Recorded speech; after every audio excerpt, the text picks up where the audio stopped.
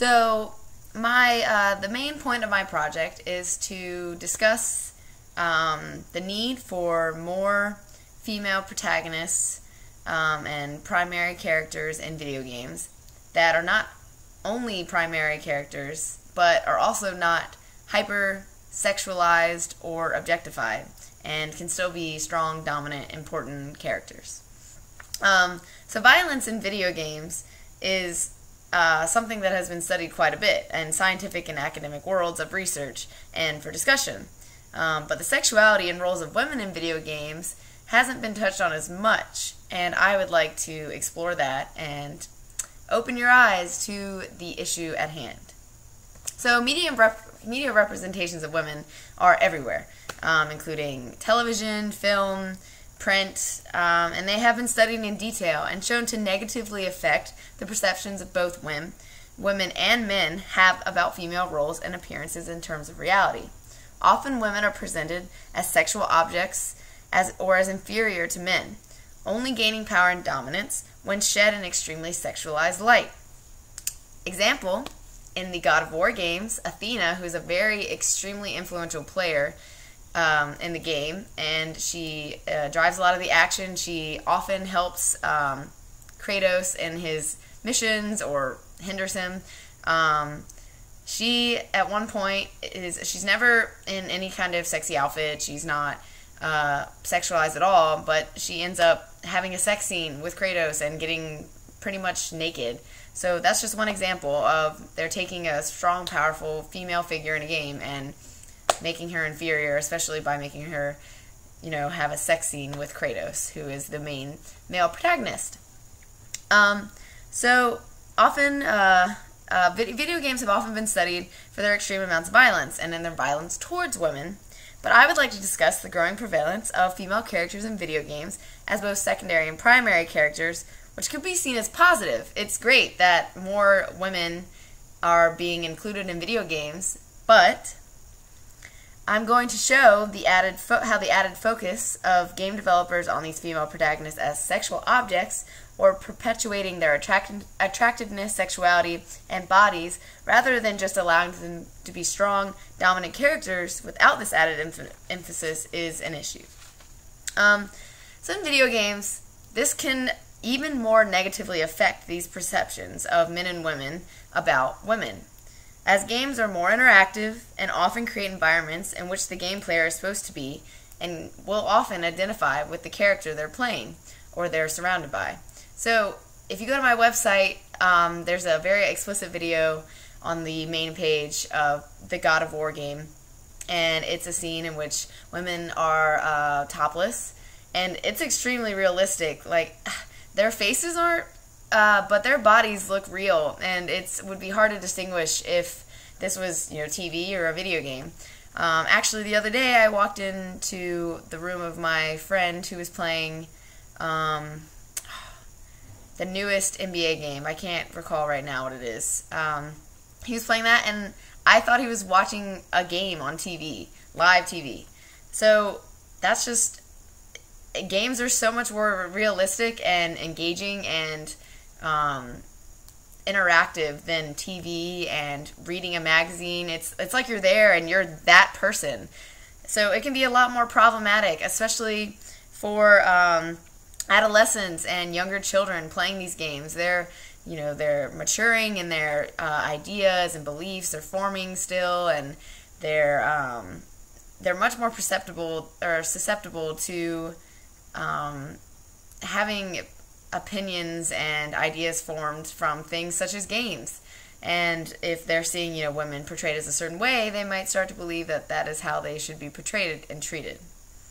So the game players are often given control over the characters, especially primary ones. So another thing is, in some games, like God of War, you can do things like control your character and decide to have sex with women or not.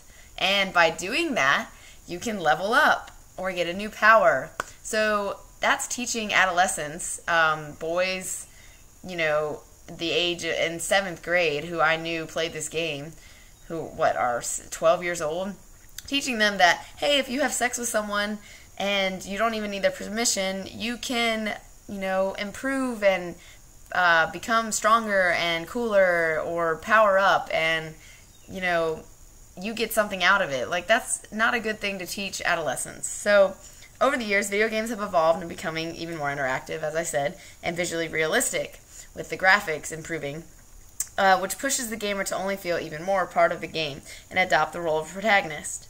So much research has been done to not only show that, while yes, over the years the gender disparity among male and female primary and secondary characters has decreased, it is still a large gap in comparison to the female and male ratio in the United States in actuality.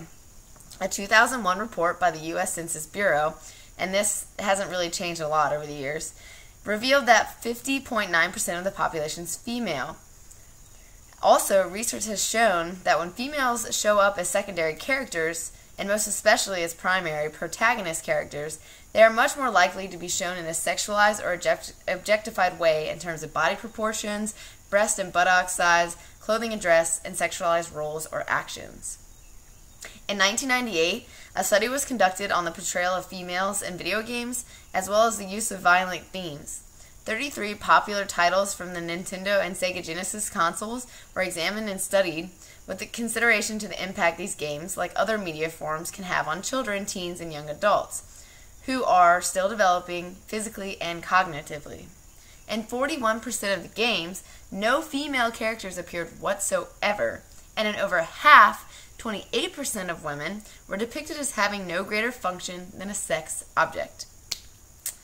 Interestingly enough, one study compared the use and portrayal of male and female sexuality by video games by comparing the sizes and focus on males' characters' groin areas and that of female characters' breasts. The study decided that these parts were equally sexualized in both mass media as well as in reality. The study found that not a single male groin was exaggerated, enlarged, or unrealistically portrayed, despite the wealth of skin-tight action suits. So even when females with enlarged and unrealistic breast sizes were removed from the sample, females were still objectified 15 out of 30, while males were only a meager 16 out of 140 characters, a 50% to about 11% difference. It is also important to note that when males were objectified or seemed to have been sporting enlarged or unrealistically sized muscles, that this is often pertinent to the game's perspective and plotline.